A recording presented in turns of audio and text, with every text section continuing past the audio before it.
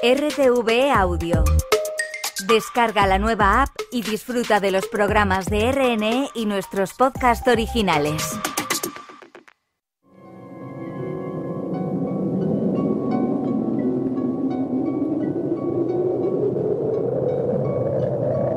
Solo cuando el túnel está en la más absoluta oscuridad es cuando puede volver otra vez la luz.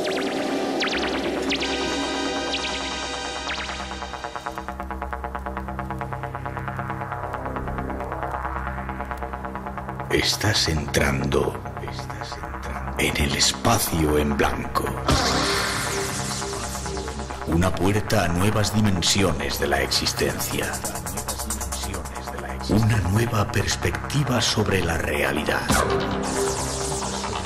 Espacio en blanco.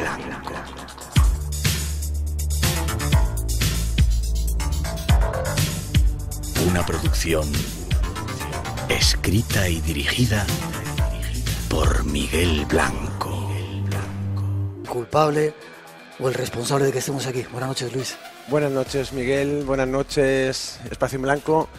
Y sobre todo, muchas gracias a todos los asistentes, que no se he podido dar a uno por uno las gracias, desde todos los rincones de España, de Europa. ¿Verdad? Es curioso, ¿verdad? Han venido de... ¿Dónde han venido? Desde Noruega. Noruega. Hay por ahí un loquito maravilloso, ahí está. Y han venido de Granada, de Jaén, de Sevilla, de montones de lugares. Qué bonito eso, ¿no?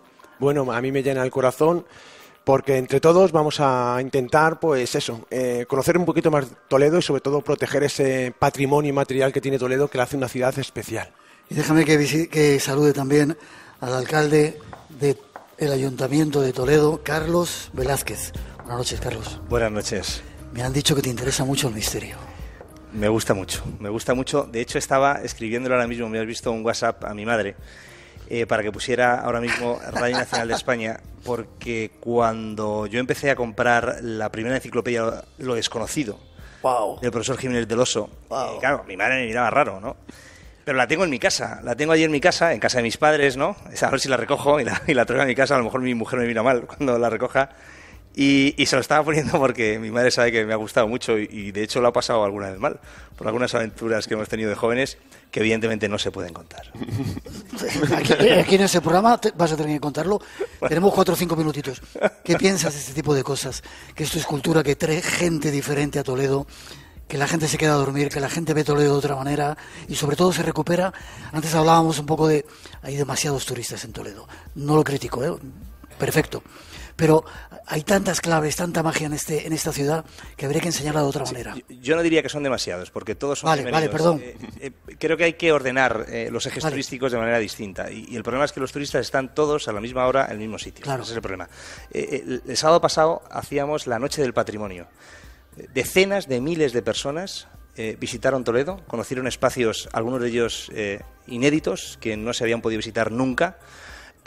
Y Toledo, 34 espacios distintos por toda la ciudad, no hubo aglomeraciones, salvo las colas para entrar a los espacios, en algunos de ellos, pero no hubo aglomeraciones en ninguna parte de la ciudad. Por lo tanto, hay fórmulas para ordenar el turismo y estamos trabajando en esta perfecto. ¿Qué te ha pasado con el misterio, con el mundo del misterio? ¿Has visto ovnis alguna vez? Creo que sí. Dime, ¿qué iba a decir? ¿Qué has visto? Pues en Santa Bárbara he visto cosas extrañas. No me refiero a esto que va a pasar ahora dentro de pocos días por encima de nosotros, que creo que pasa ahora. Es de Google, ¿no? Sí. Este que son varias luces. Ese le vi el año pasado, curiosamente. Pero sí, de pequeño en Santa Bárbara, yo soy de este barrio, esto es el barrio de Santa Bárbara, pues en la zona del campo de fútbol, además fue muy comentado, esto es el año 85-86, por nuestros padres. Vimos algo muy extraño, que no era un avión, y ahí por encima de la montaña, por el campo de fútbol, pues vimos algo con luces que se movía muy rápido, y bueno, fue comentado, y creo que incluso llegó a salir en la prensa local de aquellos años. Sí. ¿Y has visto presencias extrañas en esos lugares por donde te mueves? Yo tengo una experiencia en San Pedro Mártir. Yo soy un amante de San Pedro Mártir. Hay muchos espacios mágicos en Toledo. Decías antes lo que tiene. Toledo es única por muchas cosas, pero también es única en lo oculto, es única en el misterio, es única en los espacios en los que puedes sentir cosas que en pocos espacios puedes sentir. Me refiero al Callejón del Diablo, me refiero al Callejón de los Muertos, detrás de donde he sentido cosas verdaderamente especiales, extrañas, pero apasionantes, sin lugar a dudas. Y te decía que mi mi lugar más favorito en cuanto al misterio es San Pedro Mártir, donde tuve la oportunidad de estudiar, es la Facultad de Ciencias Jurídicas y Sociales de Toledo, y bueno, pues ahí hay mucha leyenda, hay mucho misterio. También estuvo el profesor Jiménez del Oso hace muchos años estudiando qué pasaba en los ascensores cuando no había nadie por las noches, pero yo tuve la oportunidad de escuchar algo tan sencillo y a la vez tan terrorífico como una puerta de una puerta con un no me sale ahora el nombre para abrir la puerta de la iglesia grande con una bisagra. Se movió sola la bisagra de la puerta. Así. Yo sabía a lo que iba también, pero en cualquier caso estábamos varias personas y aquella puerta y aquella bisagra se movió sin haber nadie detrás de la puerta. Yo os puedo asegurar, eso puede parecer una tontería, quizá para una persona como tú, que ha viajado por todo el mundo, que ha sentido muchísimas experiencias por muchos sitios. Yo aquella noche no dormí, porque no podía entender cómo esa bisagra, que pesaba medio kilo, se movió. Ya has entendido que hay cosas que superan la realidad y esto que vemos. Sin duda. ¿Y no te da miedo que tus compañeros políticos digan, mira lo que está contando en ese programa de locos? No, absolutamente, para nada. No. Esto es algo que... Yo creo que hay cosas que no vemos y existen.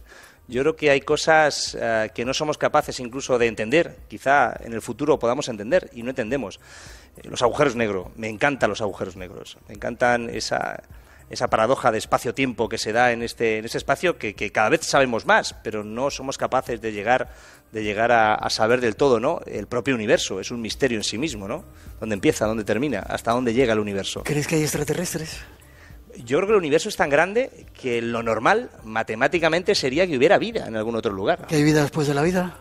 Sí, creo. Yo soy una persona de fe. Como sé que tienes prisa, y yo también tengo prisa, porque tenemos que hacer un programa y no contábamos casi contigo, ¿crees que los políticos podéis ayudar a recuperar esa magia, ese sentido sagrado de una ciudad tan increíble como Toledo? Bueno, pues estamos en ello, ¿no? Estamos en ello, trabajando para que Toledo no sea solamente el patrimonio que vemos, sino también el patrimonio que no vemos. Estamos trabajando para que la gente disfrute pues de los monumentos que tenemos, de la cultura tan rica que tenemos que seguir explotando. Una cosa es el patrimonio, otra cosa es la cultura, que tenemos que fomentar y amplificar mucho más, pero también lo que no vemos. Tenéis un alcalde a disposición y además un apasionado del oculto, del misterio, porque me parece además que es un atractivo turístico que Toledo tiene y debe explotar. Y porque eres un tío inteligente. Os pido un aplauso para él. Gracias. Gracias, Carlos Velázquez. Muchas gracias a vosotros. Muchas gracias, seguro. Un placer. Gracias, Miguel. Muchas gracias. Este es un avance. Al que ya todos estáis invitados.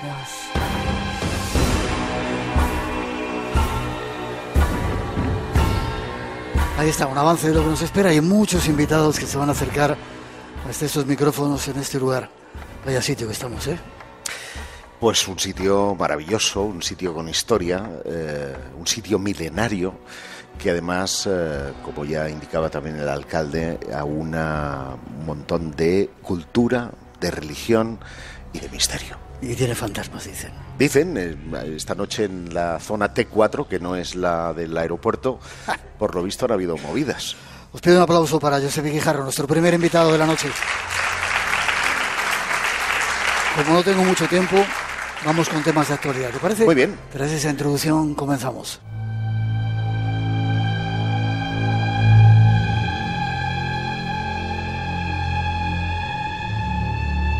Los medios de comunicación nos sorprendían con noticias como esta. Hoy en la Cámara de Diputados se realizó la primera audiencia pública para la regulación de fenómenos aéreos anómalos no identificados, lo que antes se conocía como el fenómeno OVNI. La audiencia fue convocada por el diputado Sergio Gutiérrez Luna, contó con la participación del especialista Jaime Maussan, entre otros conocedores del fenómeno.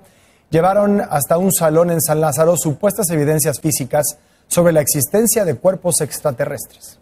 Vamos a presentar dos seres que fueron recuperados en Perú. Son cuerpos desecados encontrados entre las ciudades de Palpa y de Nazca en 2017. Son seres no humanos que no son parte de nuestra evolución terrestre. Jaime Maussan sostuvo ante legisladores que hasta el momento el Pentágono estadounidense no ha autorizado liberar esta información sobre estos restos biológicos catalogados como reptiles humanoides, con características específicas y posibles rastros de material orgánico en su interior. Se encontraron por lo menos 20 de sus cadáveres de manera informal, casi intactos. Son dos especies que nunca se han visto ¿Restos de seres de otros mundos? La polémica estaba servida. En nuestro programa hoy tenemos a expertos que nos pueden dar más datos. Tienes un canal muy visitado que hablas de las últimas noticias de los ovnis, ¿no? De los FANI, ahora hay que llamarlos FANI, que suena más moderno, ¿no? Un canal en YouTube, sí. ¿Se llama? Mi nombre, Josep Guijarro. Vale.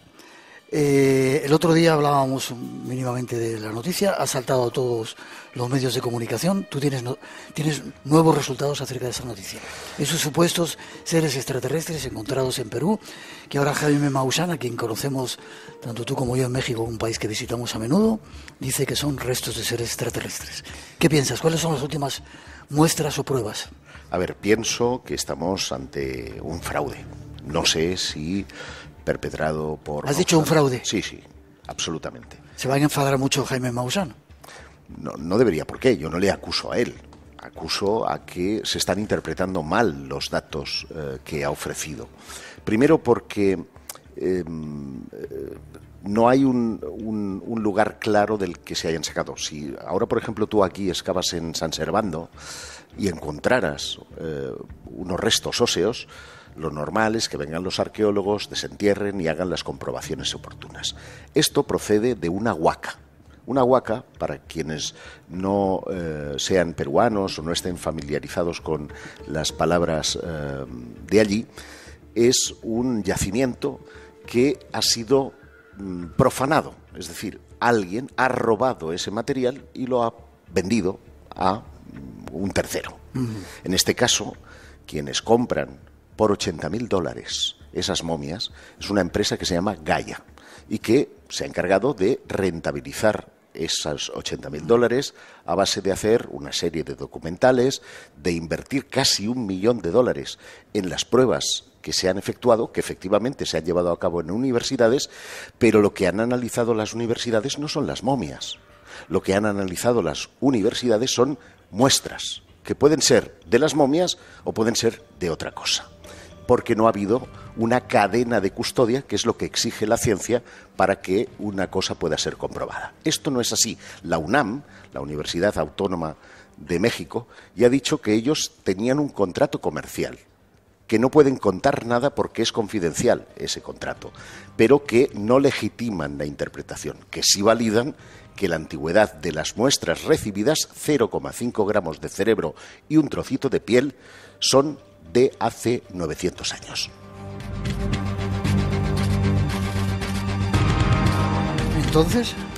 Entonces, lo que está en discusión es la interpretación de esos datos, porque es verdad que el ADN que han traído es en un 70% desconocido y un 30% de Homo sapiens, es verdad. Y es verdad que tiene una antigüedad de 900 años. Pero ¿quién determina que eso es un cadáver de un ser no humano? Los propios especialistas que han intervenido en los análisis, léase el señor José Cruz de los Ríos, que ha validado en el Parlamento que aquello eran seres no humanos, hace solo 3 años, en 2019, publicó un estudio científico del que era el primer firmante, en el que decía que era el cráneo de una llama y huesos de momias prehispánicas unidos. ¿Ah, sí? Sí, y esto a mí me estalló la cabeza. O sea, ahora se desdice de lo que había afirmado. Entonces, ¿qué ha pasado entre medio?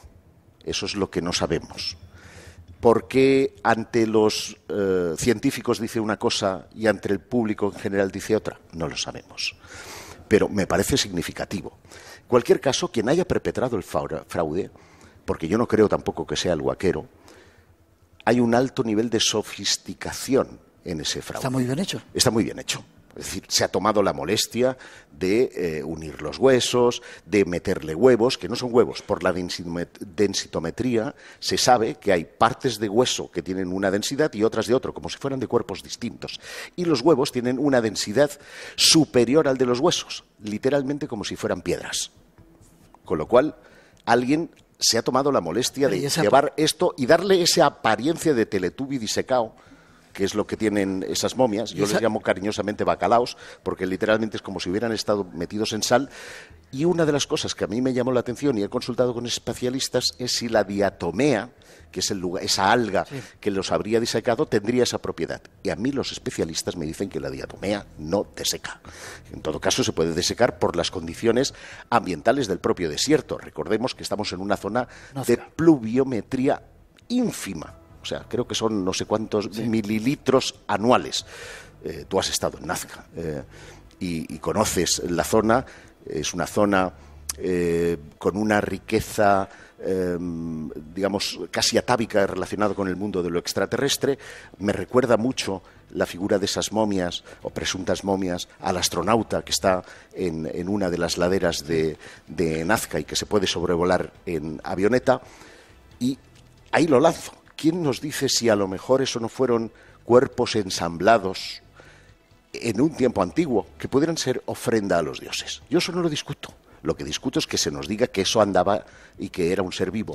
Porque las pruebas, y a las pruebas me remito, dicen todo lo contrario. Eran cuerpos rígidos.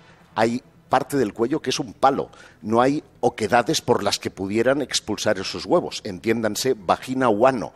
No hay nada de eso. Es decir, es algo que se ha manipulado, no sabemos si en la actualidad o en un tiempo pasado, pero que desde luego no podían moverse porque sus articulaciones no existen. ¿Y esa placa de metal que dicen que tiene? Mira, eso es una cosa en la que me hizo reflexionar nuestro común amigo Enrique de Vicente, porque dicen que está hecha de osmio, que es un material muy caro, es un material carísimo. Y por consiguiente un huaquero no tiene a su disposición ese mineral para fundirlo, meterlo y hacer la historia. Por lo tanto, quien haya hecho esto lo ha hecho para ir a buscar un efecto concreto y a un personaje concreto. Yo creo que Maussan puede ser víctima. Fíjate lo que te estoy diciendo. Maussan puede ser víctima de este fraude porque se ha ido intencionalmente a buscarle a él. Ojo, que él tiene un reguero de fraudes detrás muy interesantes, desde el diablo de Metepec al indio que vendió como el señor de Roswell, y que, por cierto, el mismo que certificó que ese slide, que esa imagen del extraterrestre de Roswell en una estantería de un museo, era nada menos que un extraterrestre. Ese señor, que se llama Zalce Benítez, es el que ahora certifica que estos son seres no humanos. Perdona, estuviste certificando una cosa que se ha demostrado que es un fraude y ahora vienes a decir lo mismo. Yo ya no me lo creo. Suena raro. Vale, primer tema que queríamos tocar con nuestro invitado. Hay más. Espacio en Blanco. El momento donde todo es posible. En Radio Nacional.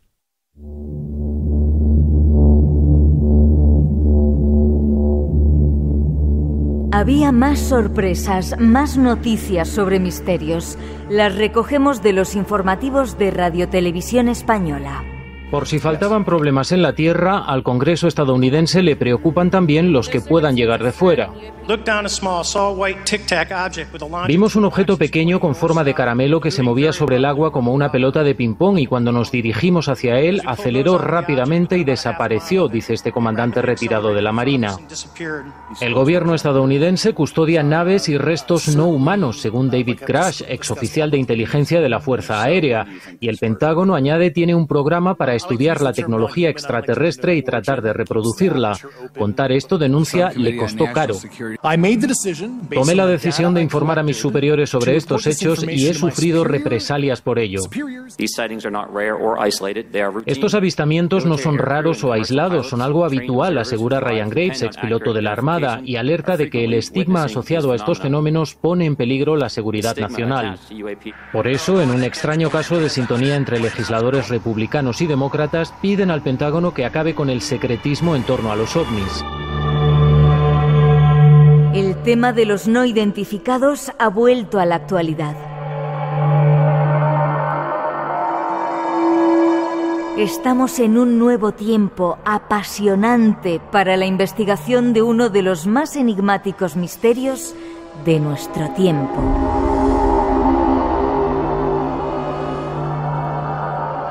Nuestro invitado tiene más información.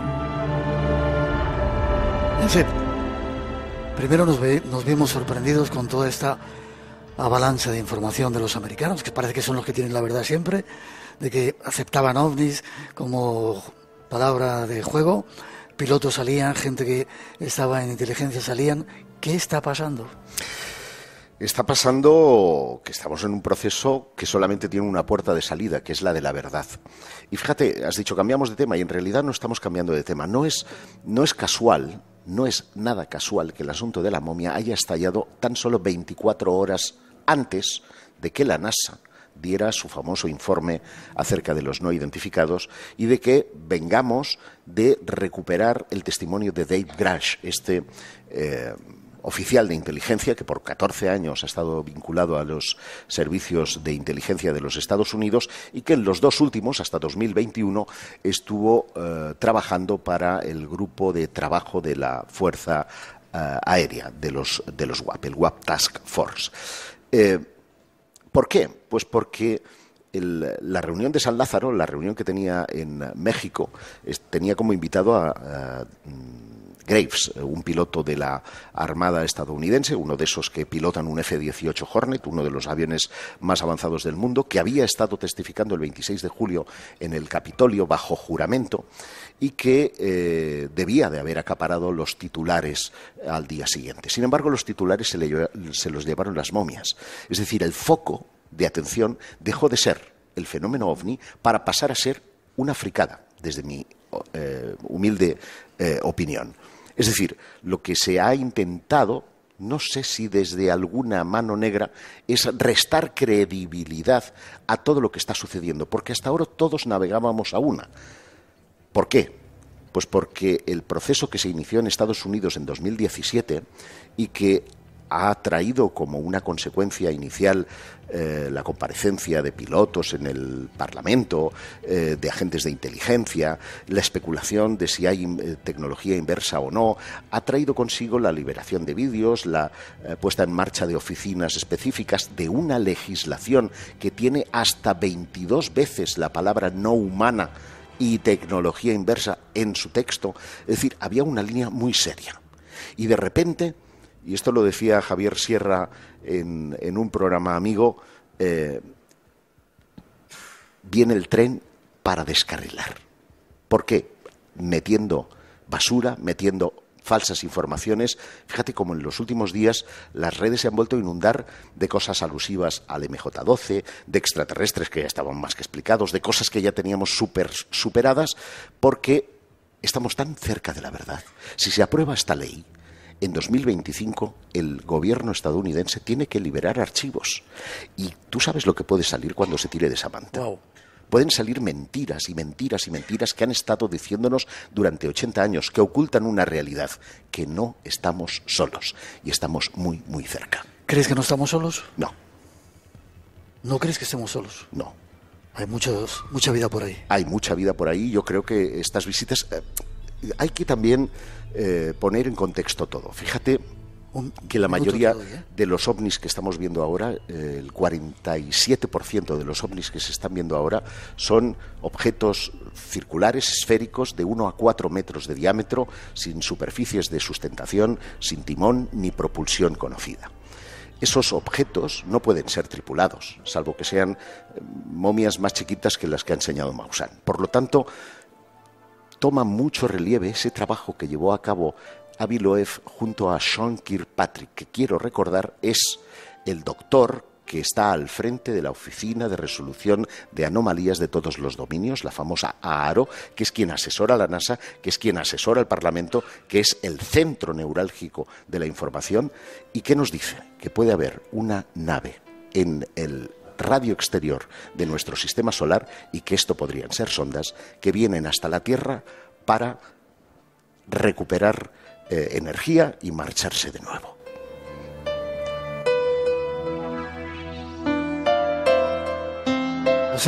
Josep Guijarro, ¿forma de contacto contigo? Pues ya lo sabéis, a través de las redes sociales, @Josep Guijarro, en Twitter, en Instagram y en YouTube, Josep Guijarro, canal oficial. Como siempre es un placer estar contigo. Os pido un aplauso para él.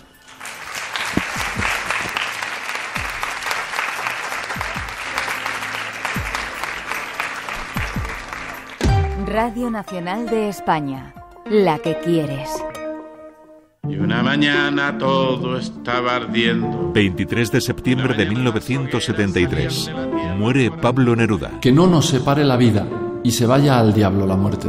50 años después, la voz del poeta sigue viva cada vez que nos emocionamos con sus versos. Los pétalos de la bondad cayeron como campanadas en la boca y como soy irrenunciable no renuncié a mi corazón. Extravagario, con la voz de Benjamín Prado. Aquí dejé mi testimonio, mi navegante extravagario, para que leyéndolo mucho nadie pudiera aprender nada. Audiolibros RTVE. Voy a abrirme y voy a encerrarme con mi más pérfido enemigo, Pablo Neruda.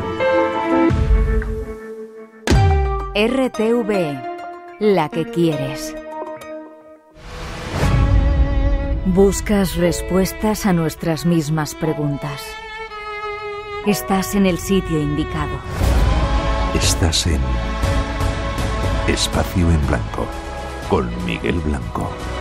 El domingo a las 2 de la madrugada, en Radio Nacional.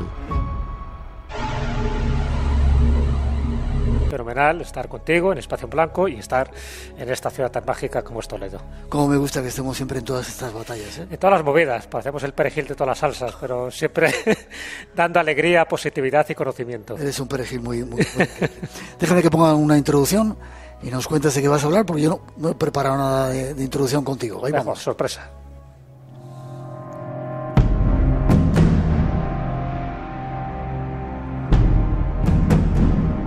No podía faltar en nuestro programa uno de nuestros expertos especiales. Es una de las personas que más y mejor cuenta los secretos. Cada uno tenemos un estilo particular. No he dicho que eres director de La Escóbula de la Brújula, un programa hermano que está petándolo en las redes, ¿no? Llevamos, empezamos la 12ª temporada, así que mal no lo hacemos y dentro de poco el programa 500. Wow. Ni más ni menos. Vale, ¿nos querías, o bueno, de qué quieres hablarnos?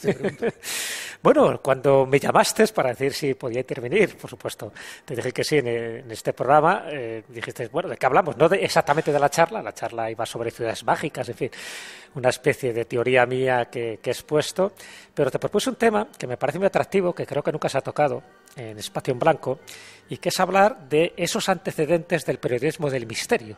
Es decir, ¿No lo hemos inventado nosotros? Sí, y además surge en España. Es curioso, porque son los pliegos de Cordel. Un poco también llamada la literatura de Cordel, también llamada un poco los romances de Ciego, y a raíz de la invención de la imprenta, a mediados del siglo XV, pues empiezan a divulgar de una forma como a veces como muy pobre, muy humilde, de hecho se llama la literatura del pobre, ¿no? Que son estos pliegos de Cordel. Surge en España, curiosamente, a finales del siglo XV y sobre todo se desarrolla en el XVI hasta el XVIII. ¿Y qué son los pliegos de Cordel? Posiblemente lo habéis visto en algún sitio. Estuvo muy de moda porque... Qué bien cuenta las cosas. Veo la cara que tenéis todos, ¿eh? Sigue. Ah, seguro, sí. A ver, muchos sí que asociáis al clásico romance de Ciego, que va con su lazarillo, y entonces allí pone un cartel en la plaza y empieza a recitar pues acontecimientos muy relacionados con lo literario, con lo histórico y a veces con lo sobrenatural, pero también con lo truculento, porque claro, los bandoleros y los crímenes estaban a la voz del día. Pero también sucesos increíbles, milagrosos, relacionados con reliquias o con nacimientos monstruosos que llamaban entonces. Pero todos esos romances de Ciego surgen en estos pliegos de Cordel.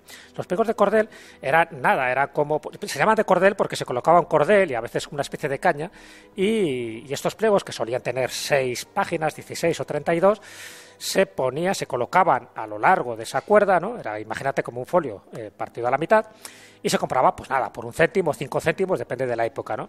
Y eran muy baratos, bueno, tan baratos que luego servían incluso para llevarlos al servicio y hacer otro tipo de menesteres, o sea que se utilizaban para todo, ¿no? Pero en esos pliegos de Cordel se relataban aquello que llamaba la atención, y aquello que llamaba la atención pues era o bien algún escándalo político que había salido en aquella época, normalmente algún crimen, a veces algún adulterio, ya te digo, algún nacimiento monstruoso como algún niño que había salido gigantesco, que había salido con 2 cabezas o 4 piernas, y también acontecimientos que tenían que ver con la criptozoología, por ejemplo, la famosa fiera corrupia, que muchos seguro de los que están aquí habrán oído hablar, la fiera malvada, la llamaban la fiera de Oporto, la fiera de Jerusalén. Bueno, era un poco el símil a la bestia del Apocalipsis, ¿no? Era una especie de fiera horripilante, totalmente inventada, ¿no? Porque tenía una especie de cabeza de toro, pero en lugar de cuernos eran unos ganchos, luego un cuerpo de reptil, luego unas alas, luego un rabo de a saber qué.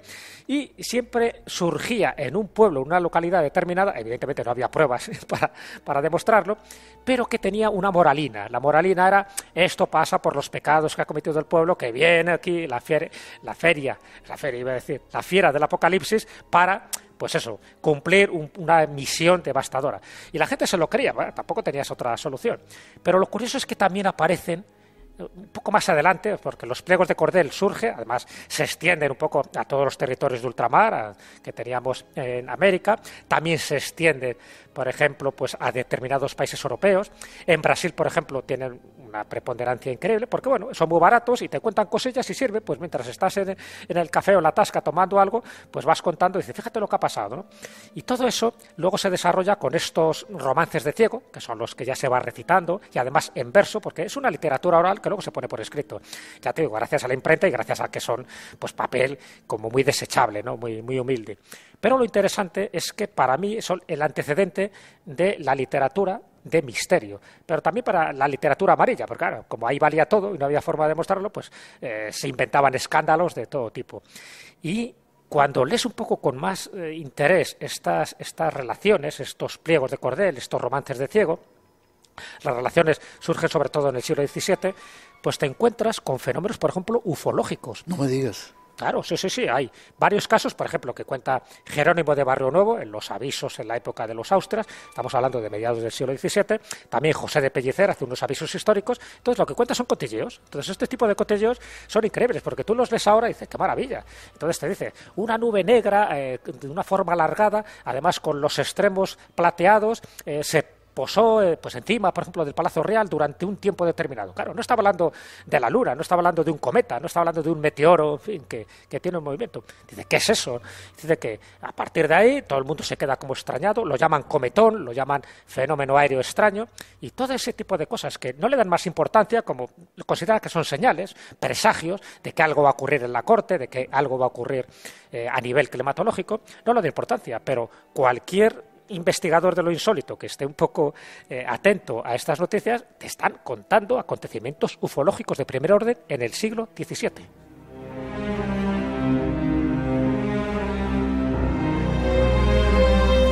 ¿Tuvieron mucho éxito? Sí, tuvieron muchísimo éxito porque era muy barato. Acuérdate, la literatura del pobre. Entonces, claro, tú lo comprabas ahí por 5 céntimos, que bueno, encima te instruyes, bueno, el que sabía leer, pero bueno, el que no sabía leer siempre había alguien que se lo contaba. Por eso empieza como una literatura oral, porque por eso los clásicos romances de ciego, que normalmente se acompañan, ¿sabes? Se acompañaban con una zanfoña, con una vihuela, con unos acordeones pequeñitos, y lo iban cantando y contando. Entonces, bueno, la gente no sabía leer, pues sí que lo escuchaba y les llamaba mucho la atención. Entonces, bueno, pues había, ya te digo, de todo tipo. Yo he ido recogiendo, en fin, de distintos testimonios. De hecho, yo recomiendo, por ejemplo, a todos los que están aquí, por supuesto, a todos los que estén escuchando ahora este programa de Espacio en Blanco, que vayan a Urueña. En Urueña hay todo un museo etnográfico donde se recoge muchísimas de estas tradiciones. ¿Dónde está Urueña? Urueña, en Valladolid. Y Joaquín Díaz, por ejemplo, bueno, uno de los grandes artífices, de los grandes mentores que han recogido toda esta tradición, pues conserva más de 8.000 pliegos de cordel que se pueden ver allí. Incluso algunos te los venden, facsímiles, estamos hablando, facsímiles, porque muchos fueron destruidos. Entonces, claro, tú los lees y te quedas sorprendido porque hablan de historias amorosas, hablan, por ejemplo, de cuentos orientales, cosas que podían llamar la atención al pueblo. Y está claro que al pueblo no le vas a llamar la atención contando cosas del día a día, le llamas la atención pues diciendo pues eso, que ha habido esos crímenes. Los bandoleros tenían un éxito tremendo, en las corridas de toro tenían un éxito tremendo, pero en las corridas de toro que acababa alguien muerto, claro. Entonces, pero siempre exagerado, siempre de una forma como muy espectacular, muy amarillista. También sería un poco el antecedente del periódico amarillo, ¿no? ¿Por qué? Porque como todo vale y lo que importa es la noticia y que tú compres el pliego, porque claro, muchas veces el ciego cuando hacía este romance verbal, además en verso, para que fuera mucho más fácil de transmitir y de recordar, pues luego lo vendía. O sea, dice, ¿os ha gustado el crimen del conde de no sé qué que mató? Pues claro, entonces pues lo vendían, pues un poco como pasaba con los elixires estos de la larga juventud, que no servían para nada, pero bueno, si era un buen comerciante y tenía buena labia, pues todo el mundo iba contento a ver qué ocurría. Luego ya te digo, el pliego de cordel, que en principio no tenía mayor importancia porque ya había libros de literatura que se estaban publicando y sobre todo en el siglo de oro, pero luego ha quedado como una especie de subcultura muy interesante, sobre todo a los que nos interesa el misterio. Entonces ahí tenemos una fuente casi infinita de información. Incluso, fíjate, ya en el último Austria, que era Carlos II el hechizado, hay un testimonio. Por cierto, Toledo interviene en muchos de estos pregos de cordel, porque en Toledo también se barajaba casi todo tipo de acontecimientos políticos, religiosos, espirituales y milagrosos. Bueno, pues por ejemplo, en la última época de Carlos II se habla del nacimiento de una niña que pesaba, en fin, un peso descomunal, que fue creciendo y fue exhibida en la corte de Carlos II. Claro, Carlos II, el hechizado, que estaba enfermizo, cuando vio a una niña que todavía estaba peor que él, ¿no?, por las dimensiones físicas, de hecho la llamaban la monstrua, era la gigante Eugenia Martínez se llamaba, y incluso un pintor de la corte, que era Carreño, hizo 2 retratos de ella, que se pueden ver además, es el retrato desnuda y el retrato vestida, ¿no?, como la maja de Goya, ¿no? ¿Por qué? Porque les parecía tan espectacular, tan sorprendente que una niña de 6 años o 7, que es cuando se exhibe en la corte, tuviera ese tamaño y bueno, pues por supuesto los padres encantados de la vida por la cantidad de dinero y de beneficios que recibieron. Pero bueno, eso estaría dentro de esa literatura de prodigios, de nacimientos monstruosos, que en este caso, bueno, pues por lo menos duró lo que duró. Y entre medias pues va salpicado de muchísimas circunstancias, incluso por ejemplo en las relaciones de Jerónimo de Barrio Nuevo cuenta caimanes que se encontraban en pozos. O sea, toda esa leyenda urbana de que encuentras un caimán o un cocodrilo en las alcantarillas, esto ya se contaba en el siglo XVII de sobra. Entonces lo vas espigando y vas conociendo todo este tipo de historias y te llama la atención. Hasta el día de hoy, incluso, todavía en Brasil y en Portugal, se siguen editando, en fin, como pequeñas octavillas muy similares a estos pregos de cordel, donde lo que se busca precisamente es la espectacularidad, que te quedes ojiplático. Lo de menos es que sea verdad.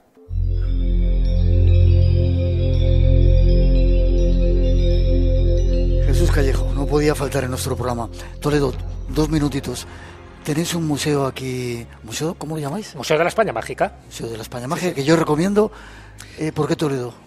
¿Por qué Toledo, hombre? Porque es el sitio ideal, al lado de la Catedral Primada, en la calle Cardenal Cisneros, y además el lugar es una antigua casa que, bueno, pues cuando las casas estaban a como unos 7 metros todavía por debajo del nivel que tenemos actualmente en el suelo, con una estructura muy llamativa porque tiene incluso un pozo, quiere decir que ese pozo estaba antes al aire libre, ¿no?, y ahí se puede ver, y con unas manos de Fátima a la entrada, unas manos de protección, lo cual indicaba también el carácter, en fin, supersticioso y apotropaico que tenían estas manos. Y luego, en un espacio reducido, en fin, unos pocos metros cuadrados, pues está lleno de objetos que representan el pensamiento mágico de España desde épocas pretéritas hasta prácticamente ahora, ¿no?, dividido pues en paneles explicativos, por ejemplo, cómo curar determinadas males con remedios populares, o exorcismos, o por supuesto personajes, la mano de Gloria, algún duende también hay incluso todo tipo de símbolos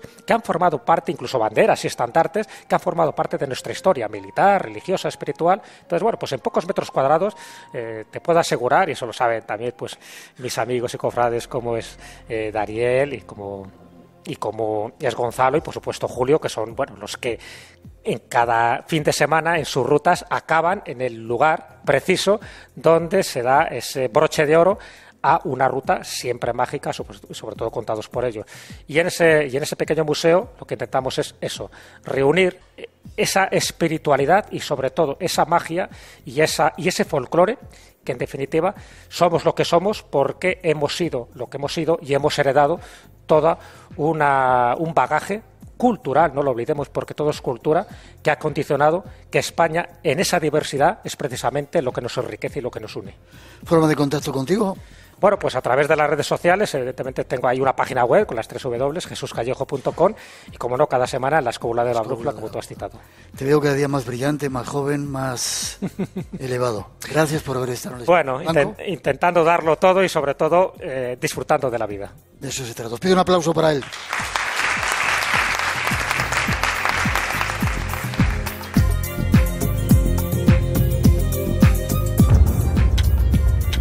Este es el momento. El momento de tus misterios. Todos están en Espacio en Blanco. Buenos días, Miguel.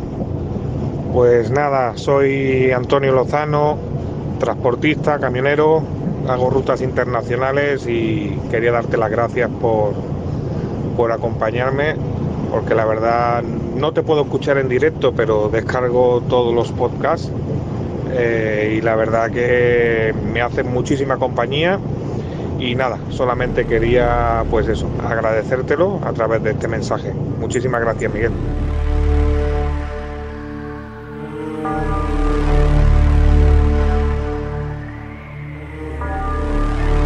Y seguimos. Después de ese saludo que nos mandan desde diferentes partes de España, hay otro invitado que queremos saludar, pero antes una introducción. Hay muchas cosas que están ocurriendo en esta zona de nuestro país. Esta mañana hemos estado con él, pero tras esa introducción pero la gente va a pensar que... Pero bueno, y se ha encontrado... ¿Tú estás en ese terreno ahora? Sí, estamos ahí y además se conoce el tesoro de Guarrazar internacionalmente. Todavía yo creo que no es lo suficiente, pero lo que estamos descubriendo, y por lo que yo me siento además tan apasionado por lo que estoy haciendo y tan feliz, es precisamente por estar descubriendo para mí lo que es el magnífico tesoro cultural que es lo que hay ahí en el yacimiento y que da sentido realmente al tesoro que se encontró en 1850. Juan Manuel Rojas, os pido un aplauso para él. Gracias. Arqueólogo. Yo le insulto cada vez que le veo. Sí. No puedo decir aquí cómo te insulto. No. Pero cómo me gusta la gente que tiene esa pasión y que dedica su vida, como tú estás haciendo, a descubrir eso, a trabajar. Lo hemos estado esta mañana no me he traído la camiseta porque... Pero bueno, tratando de descubrir y de sacar a la luz ese tesoro que tenemos, que a veces no es reconocido por quizá políticos o por los poderes. Déjame que vaya por partes. ¿Te ha hecho mucho daño la Dana? Bueno, ha hecho daño, sí, más que incluso que la de 2021. Vale. Y cuando llueve sobre mojado, pues ya sabes lo que pasa. Ya. Hay una especie de pocito o arroyito, yo no sé cómo llamarlo, que de repente la alcaldesa de Guadamur empieza a escarbar por ahí y se encuentra ¿qué? Se encuentra un gran zafiro que había formado parte del tesoro, que además se debió desprender, vamos, así, con toda seguridad. De esas coronas. De esas coronas, en el momento en el que los primeros halladores, porque fueron dos partes en las que se hallaron, pues los primeros halladores, que son los que relatan además que cuando lo estaban sacando por la noche se fueron a lavarlo, dicen, lo lavamos en la fuente y nos lo llevamos. Pues la fuente precisamente es ese charquito, que ahí está manando el agua, pero hay una poceta, digamos, un poco más profunda, que es donde la alcaldesa, y vosotros habéis visto esta mañana, sí, como la surgencia se movía del lodo que ha dejado la Dana y tal, pues incluso a pesar del lodo, el agua que hay ahora en el manantial, que sale con más fuerza que en verano, lógicamente, pues estaba removiendo eso y se veían los puntos en los que estaba haciendo esa surgencia de abajo arriba, ¿no? Y ella metió la mano y de repente se encuentra... No, le dejamos una paleta ahí pues para que se entretuviera y estaba sacando... Y lo que descubrió, ¿no? Sí, estaba sacando cascotillos y cosas que no le prestábamos mucha atención y al final descubrió ese zafiro que el primer sorprendido fui yo. Te vas a quedar después de las noticias, porque como hablas mucho, querías estar contigo 5 o 6 minutitos, pero sí. ¿te están ayudando o te han dado algún tipo de ayuda por esos años que ha hecho la Dana en esa parte de nuestra historia? Siempre, el patrocinador es el Ayuntamiento de Guadamur, y la alcaldesa, no solo por el zafiro, no por el zafiro, eso ha sido una casualidad, pero como digo yo muchas veces, hay que estar allí. Claro. Claro. Y dices, qué suerte, pero es que fue allí y intervino. Pero el ayuntamiento, y con la alcaldesa de Guadamur a la cabeza, Sagrario Gutiérrez, pues tiene un empeño especial desde, ella fue la que me llamó, de hecho, en 2011, y es la que gestiona, digamos, las ayudas y demás, y esto afortunadamente, pues como dentro de la zona catastrófica, de lo que piden de ayudas en los distintos municipios, pues eso, porque no solamente ha dañado, infraestructura, digamos, sobre todo infraestructuras, algo arqueológico, pero no mucho, afortunadamente, y sobre todo dentro de las infraestructuras, además los caminos, el camino de acceso y demás, con lo cual, bueno, pues todo eso hay que mantenerlo. Vale, si tú estuvieras, o sea, ese terreno, eso que nos vas a contar después de las noticias, estuviera en América, ¿qué pasaría? ¿O en Alemania? ¿A América te refieres a Norteamérica? Norteamérica, o en Francia, o en Inglaterra. Bueno, dices Francia, bueno, en una entrevista que me hicieron una vez en ABC, me preguntaron, bueno, y si fuera en Francia y tal, yo por lo que conozco, además el caso francés, y muchas veces digo, no solamente por el chauvinismo, que dicen, bueno, tal, no, es que es lógico que la gente ame lo suyo. Y habría una frase que además la cogieron precisamente para el titular y decía, si estuviera en Francia me hubieran puesto una alfombra roja para el proyecto que estamos desarrollando. ¿Y no te han puesto una alfombra ni roja, ni verde, ni...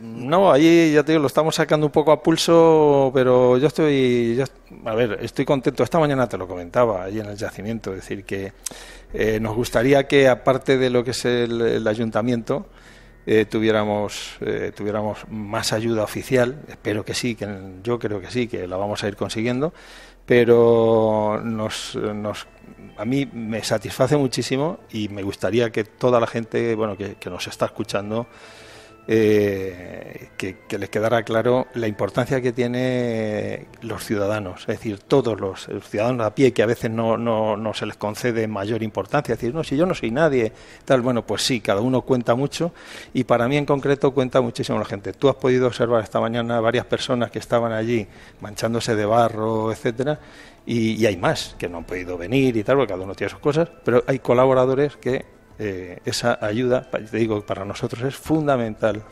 A nosotros nos da, no solamente por la ayuda física, sino por la anímica también. Vale, pero atentos, señores políticos, organizaciones, fundaciones, etcétera, etcétera. Hay un tesorito ahí precioso para poder meter algo de dinero y poder ayudar a la cultura y a este señor y a nuestra historia. No te vayas, que tienes mucho que contarnos. Hemos de hacer una pausa obligada para las noticias de las 3, las 2 en las Islas Canarias.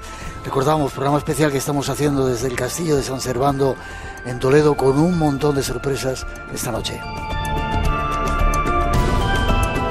Algunas de las personas que están aquí en este congreso y en este programa van a dormir esta noche en ese castillo, y ya veréis que dicen que tienen cosas que contarnos. Volvemos enseguida, hay mucho más Espacio en Blanco esperando. Enseguida regresamos.